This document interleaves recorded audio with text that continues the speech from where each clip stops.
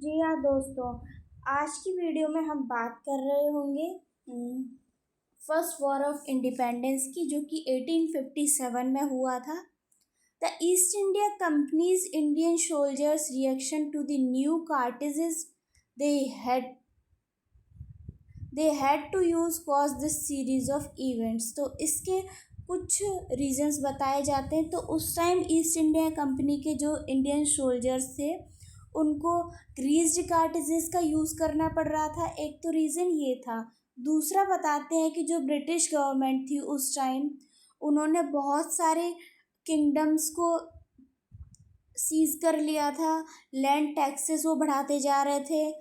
इसके कारण तो इंडियंस और ब्रिटिश के बीच में हुआ डिस्प्लेजर, और फिर राइज होता है हमारा 1857 के रिवॉल्ट का, क्योंकि लोग चाह रहे थे कि अब वो फॉरेन रूल से फ्रीडम चाह रहे थे और कंप्लीटली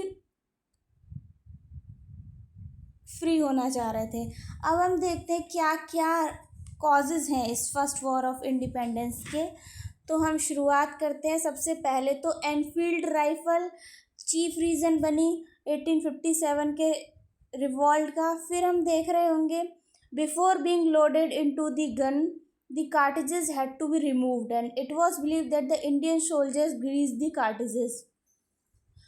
तो जो भी कार्टेजेस मतलब गन्स को लोड होने से पहले जो कार्टेजेस होते थे उनको रिमूव किया जाता था और उनको मुंह से रिमूव करना होता था। और ऐसा माना जाता था कि वो जो कार्टेजेस थे उसमें पिग का फैट होता था, पिग फैट और काव का फैट। तो इसलिए फिर क्योंकि ये इनके जो हमारे इंडियंस थे उनके रिलीजियस सेंटिमेंट्स को हर्ट कर रहा था। फिर हम देखते हैं the revolt of 1857 began from this point onwards. तो इस पॉइंट से शुरुआत होती है हमारे famous first war of independence की। Indian sepoys were enraged against the British due to the Enfield rifle. जो इंडियन सिपॉइज थे, इंडियन सोल्जर्स थे ब्रिटिश आर्मी में, वो काफ़ी गुस्सा हो गए इस चीज़ को लेकर। और फिर शुरुआत होती है हमारे रिवॉल्ट की। ये तो हो गया हमारा एक कॉज। फिर हम और सोशल कॉजेज़ की बात करें तो इसके सोशल कॉजेज़ क्या थे। कुछ तो हमारे इकोनॉमिक रीजंस थे और कुछ हमारे पॉलिटिकल कॉज थे। अब हम देखते हैं इकोनॉमिक रीजंस में आते हैं कि पीजेंट्स जो थे उस टाइम के, तो वो जो ब्रिटिशर्स का रेवेन्यू सिस्टम था और जो टैक्सेशन थी उससे बहुत ही हैवीली अफेक्टेड थे। कुछ एडमिनिस्ट्रेटिव पॉलिसी ऐसी लेकर आए वो, जैसे कि doctrine of lapse, subsidiary alliance, अपनी टेरिटरी को एक्सपेंड करने के लिए। और जो हमारे इंडियंस थे उनको सिर्फ और सिर्फ नुकसान हो रहा था, कुछ भी प्रॉफिट नहीं हो रहा था, उनका एक्सप्लॉयटेशन हो रहा था। पॉलिटिकल कॉज देखें, the unjust policies due to the British expansion cause the loss of power of zamindars and the nawabs in various places across India. अगर हम बात करें पॉलिटिकल कॉजेज़ की, तो ज़मींदार और जो नवाब्स थे उनकी पावर भी, पॉलिटिकल पावर कम हो रही थी, क्योंकि ब्रिटिशर्स पॉलिसीज़ ही ऐसे लेकर आ रहे थे, अपना एक्सपेंशन कर रहे थे। अब जैसे कि अनफेयर पॉलिसीज़ कौन कौन सी थी, जैसे कि policy of indirect subordination, trade and commerce में जो पॉलिसी यूज़ कर रहे थे वो, वॉर के लिए जो पॉलिसी यूज़ कर रहे थे, एनेक्सेशन उन्होंने कर लिया था कई सारे एम्पायर्स का। अब हम देखेंगे कौन कौन से फेमस लीडर्स हुए 1857 के। तो जो फेमस लीडर्स हुए, हम सबसे पहले बात करेंगे रानी लक्ष्मीबाई ऑफ झांसी की। तो ये थी झांसी। फिर हम देखते हैं इलाहाबाद एंड बनारस से। इलाहाबाद एंड बनारस से हमारे होते मौलवी लियाकत अली। फिर बैरकपुर से थे मंगल पांडे, ये 39th रेजिमेंट से थे, और बंगाल नेटिव इन्फेंट्री।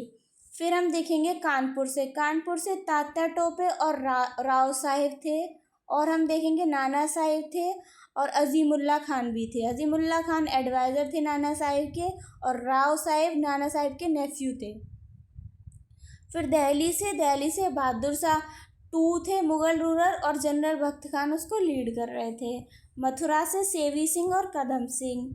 गोरखपुर से हम देखते हैं गजाधर सिंह, गोरखपुर से गजाधर सिंह थी। और बेगम हजरत महल, ये आप बताएंगे कि बेगम हजरत महल कहाँ से लीड कर रही थी। Why did the revolt of 1857 collapse. अब क्वेश्चन आता है कि जब इंडियंस इतना परेशान थे तो ये रिवॉल्ट कोलैप्स क्यों हो गया। The revolt of 1857 began with the purpose of ousting the British from India, but the purpose remained unfulfilled due to the following reasons. Revolt की शुरुआत तो हुई थी इस पर्पज़ से कि वो ब्रिटिशर्स को इंडिया से निकाल फेंकेंगे, लेकिन कुछ रीजंस की वजह से ये अनफुलफिल्ड रहा। तो हम सबसे पहले बात करते हैं पहला क्या रीज़न था। तो जो 3 प्रेसिडेंसीज थी, बॉम्बे, मद्रास एंड बंगाल, ये बहुत अनअफेक्टेड रही उस रिवॉल्ट से। और ये मतलब पूरे इंडिया में नहीं फैला हुआ था ये रिवॉल्ट, ये मेजरली नदर्न इंडिया के पार्ट्स को कवर कर रहा था, वहीं पे ये फैल रहा था। फिर हम देखें दूसरा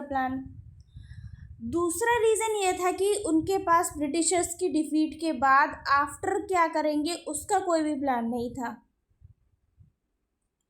फिर हम देखेंगे जो ब्रिटिशर्स को इंडिया में से निकालने के लिए भी उन्होंने कोई मतलब एक फिक्स पॉलिसी, कोई कोहेरेंट प्लान नहीं था। Other than the lack of coherency a single leader was lacking. तो ये हर जगह से अलग अलग लीडर्स स्टार्ट कर रहे थे, तो एक सोलो लीडर भी नहीं था, मतलब जो सबको लीड कर पाए। फिर हम देखेंगे कि क्या इम्पैक्ट हुआ 1857 के रिवॉल्ट का। The first war of independence against the British is consider one of the most important markings in Indian history. ये one of the most important markings में से है, ये मैंने बताया आपको। अब हम देखते हैं क्या इम्पैक्ट रहा। This revolt expose the hollowness of the British east India companies rule in India. तो इस रिवॉल्ट ने ब्रिटिशर्स किस तरह मतलब खोखले हैं उनकी कंपनी के, ब्रिटिश ईस्ट इंडिया कंपनी का जो रूल है वो खोखला है, उसको एक्सपोज कर दिया था। फिर हम देखेंगे ब्रिटिश गवर्नमेंट ने डिसाइड किया कि वो अब ईस्ट इंडिया कंपनी के रूल को एबॉलिश कर देगी, क्योंकि वो इंडिया को लूज़ करना नहीं चाहते थे बाय फेयर और अनफेयर मीन्स, किसी भी तरीके से। इसके बाद क्या हुआ, the British parliament guided the direct government that was installed. British parliament ने इंडिया को डायरेक्टली अपने अंडर ले लिया rather than east India company के अंदर होने की। फिर हम देखेंगे जो बैकबोन थी British rule in India was shaken to its roots due to the intensity of the revolt in 1857। तो जिस इंटेंसिटी से 1857 में रिवॉल्ट हुआ, उस रिवॉल्ट ने ब्रिटिश रूल को शेक कर दिया था, हिला के रख दिया था उसकी रूट्स को।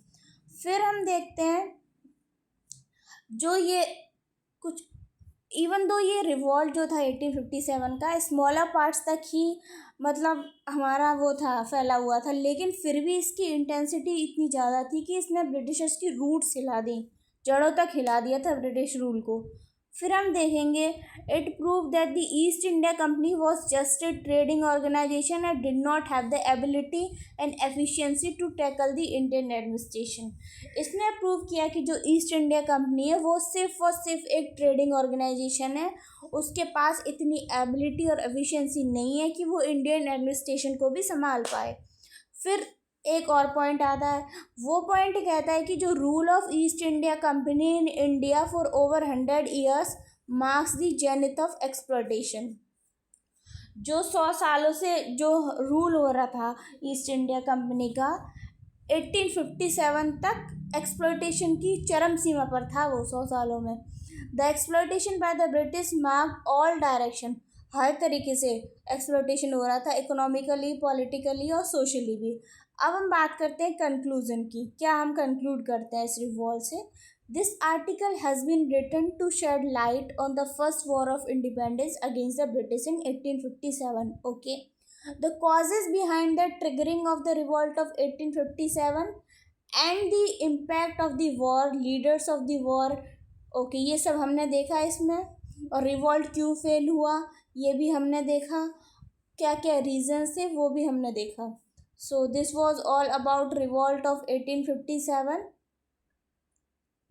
तो इसके कुछ क्वेश्चंस हैं कि when and why did the first war of independence against the British begin, क्यों शुरू हुआ था, कॉजेस क्या थे, इसका नेम सिपाही म्यूटिनी किसने रखा. सिपाही म्यूटिनी इसका नेम रखा था विनायक दामोदर सावरकर ने.